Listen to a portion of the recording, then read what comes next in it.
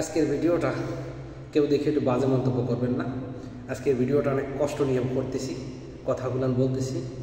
এই যে আমার শালীরা প্রবাসী যে স্ত্রী থাকে, তারা যে অন্য পরপুরুষের সাথে পরবর্তীতে চলে যায়, তাদেরকে আমি শালী বলতেছি। কেন শালী বলতেছি? এই যে ঘাম,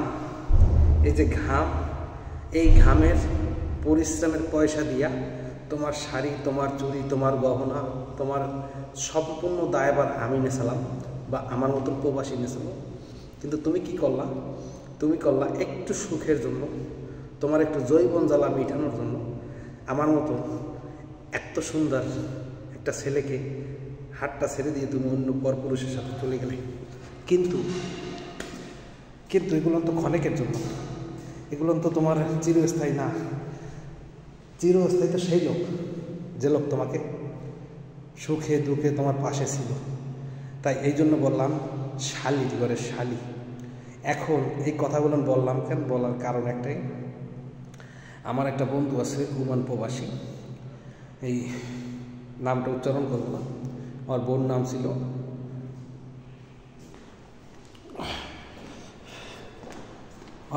ছিল, সুমি। এই সুমি আর একটা ছেলের সাথে চলে গেছে, একটা ছেলে থেকে 5 বছরের।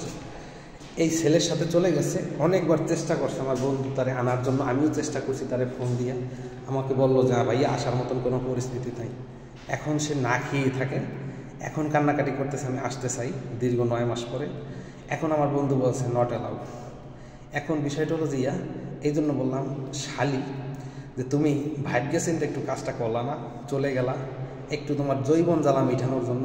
কিন্তু তোমার স্বামীরও তো যৌবন জ্বালা আছে, তুমি বোঝো না? তুমি যেমন তোমার স্বামী ছাড়া থাকতেছো, তোমার হাজব্যান্ডও, তোমার স্বামীও বউ ছাড়া থাকতেছে। কেন থাকতেছে? তোমাকে নিয়ে একটু সুখে থাকবে, তোমাদেরকে নিয়ে একটু সুখে থাকবে, এই আশায়।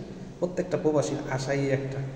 কিন্তু তোমার যৌবন জ্বালা এমন বাড়া বাড়ছে, তুমি আর বার চাইতে পারলা না, অন্য একটা পরপুরুষের সাথে গেলা।